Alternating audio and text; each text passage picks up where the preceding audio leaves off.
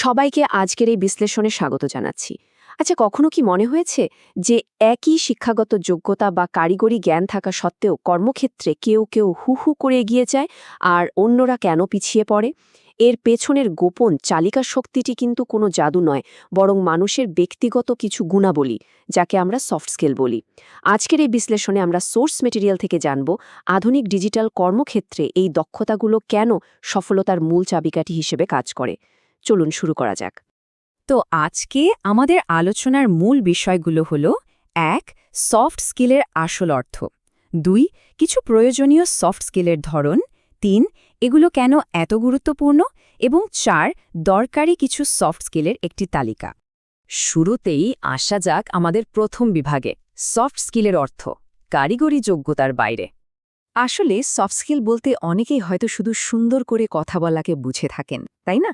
কিন্তু ব্যাপারটা মোটেও তা নয়। এগুলো হলো মূলত মানুষের পার্সোনাল এফিকেসি বা ব্যক্তিগত কিছু দক্ষতা, যা কর্মক্ষেত্রে গভীর সম্পর্ক তৈরি করতে সাহায্য করে। ধরুন, খুব চাপের মধ্যে থাকা অবস্থায় বা কাজের ক্ষেত্রে কোনো প্রত্যাখ্যান বা ডিনায়াল এলে এমন পরিস্থিতিতেও মেজাজ না হারিয়ে হাসিমুখে পরিস্থিতি সামাল দেওয়ার যে ক্ষমতা, সেটাই হলো সফট স্কিল।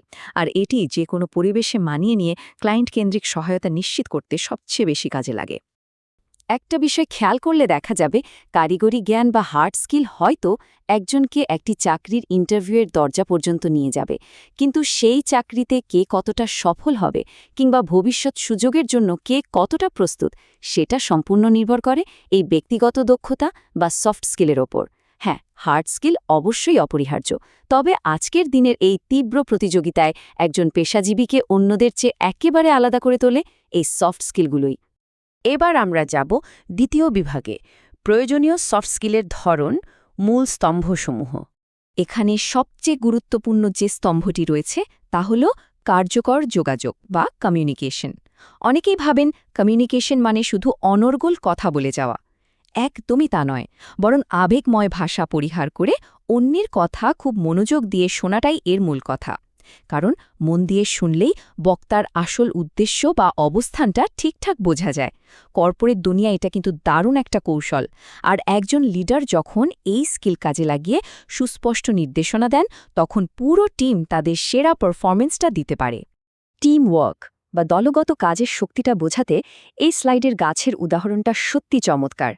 একটা গাছের যেমন অসংখ্য ডালপালা থাকে এবং প্রতিটি ডালপালার নিজস্ব একটা ভূমিকা থাকে, ঠিক তেমনি কর্মক্ষেত্রেও সবার আলাদা আলাদা দায়িত্ব থাকে।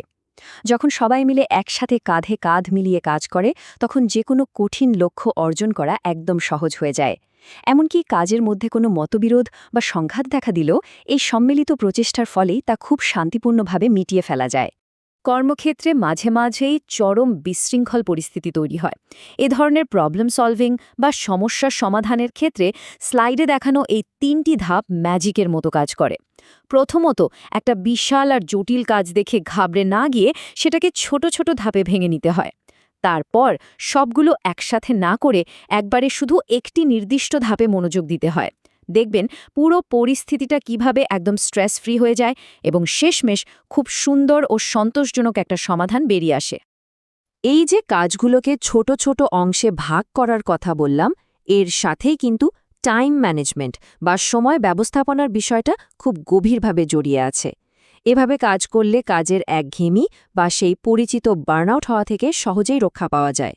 প্রতিদিনের কাজগুলো গুছিয়ে করা আর ঠিক সময় ডেডলাইন মেটানো, এগুলো একজন কর্মীর মানসিক চাপ তো কমায়, সাথে সাথে তার ওভারঅল প্রোডাক্টিভিটি বা উৎপাদনশীলতা ঠিক রাখতে এবং সঠিক সিদ্ধান্ত নিতেও বিশাল ভূমিকা রাখে। এই টেবিলে আমরা দুটি বিশেষ দক্ষতার মূল সুবিধা দেখতে পাচ্ছি: ক্রিটিক্যাল থিঙ্কিং এবং স্ট্রেস ম্যানেজমেন্ট। পেশাগত জীবনে এই দুটির প্রভাব জাস্ট অভাবনীয়।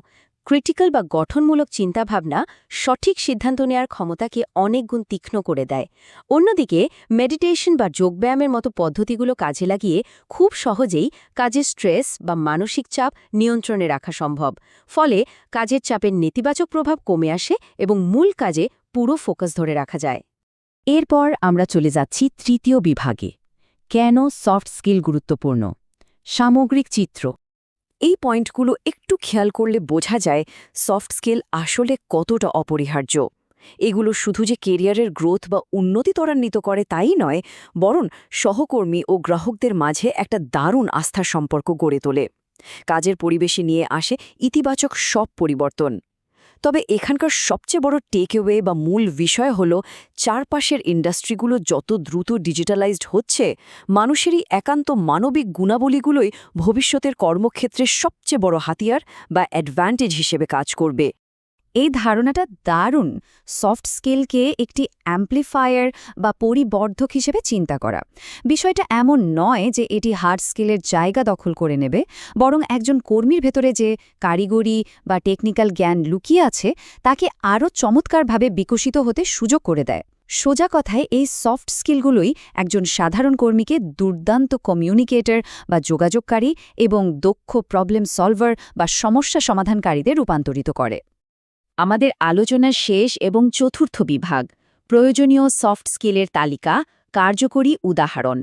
এখানে আমরা বেশ কিছু স্পেসিফিক বা সুনির্দিষ্ট সফট স্কিল দেখতে পাচ্ছি, বিশেষ করে কমিউনিকেশন বা যোগাযোগের দিক থেকে মন দিয়ে শোনা, অপরের শারীরিক ভাষা বা বডি ল্যাঙ্গুয়েজ বোঝা, আর যে কোনো পরিস্থিতিতে সফলভাবে নেগোসিয়েশন করতে পারার মতো দক্ষতাগুলো একদম টপ লিস্টে থাকে। এই দক্ষতাগুলোর জোরেই পেশাজীবীরা একটা শক্তিশালী নেটওয়ার্ক তৈরি করতে পারেন এবং যে কোনো প্রেজেন্টেশন বা উপস্থাপনায় নিজেদের একেবারে অনন্য একটা উচ্চতায় নিয়ে যেতে পারেন। আর এই লিস্টের বাকি অংশ যদি দেখি, তাহলে দেখব বুদ্ধিবৃত্তিক এবং লিডারশিপের কিছু চমৎকার গুণের কথা, যেমন সৃজনশীলতা, আত্মবিশ্বাস এবং অবশ্যই ইমোশনাল ইন্টেলিজেন্স বা আবেগীয় বুদ্ধিমত্তা।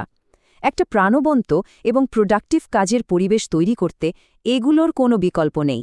বিশেষ করে কঠিন পরিস্থিতি ঠান্ডা মাথায় সামলানো এবং সবার সাথে সহযোগিতা করার মানসিকতাই ঠিক করে দেয় একটা টিম কত দ্রুত তাদের লক্ষ্যে পৌঁছাবে আর কাস্টমার সার্ভিসে কতটা শ্রেষ্ঠত্ব অর্জন করবে। আলোচনার একেবারে শেষে এসে একটা দারুণ প্রশ্ন মাথায় আসে। প্রযুক্তির এই চরম উৎকর্ষতার যুগে যখন যন্ত্র আর অটোমেশন প্রায় সব কারিগরি কাজই নিমিষে করে ফেলছে, তখন মানুষের এই সফট স্কিলগুলোই কি ভবিষ্যতে আমাদের একমাত্র টিকে থাকার হাতিয়ার হয়ে উঠবে না? প্রশ্নটা সত্যিই ভাবার মতো। আশা করছি আজকের এই তথ্য বিশ্লেষণটি কর্মক্ষেত্রের এই অতি গুরুত্বপূর্ণ দক্ষতাগুলোকে আরও গভীরভাবে বুঝতে এবং ভবিষ্যতের জন্য প্রস্তুত হতে দারুণভাবে অনুপ্রাণিত করবে। আমাদের এই বিশ্লেষণমূলক আয়োজনে সাথে থাকার জন্য অসংখ্য ধন্যবাদ।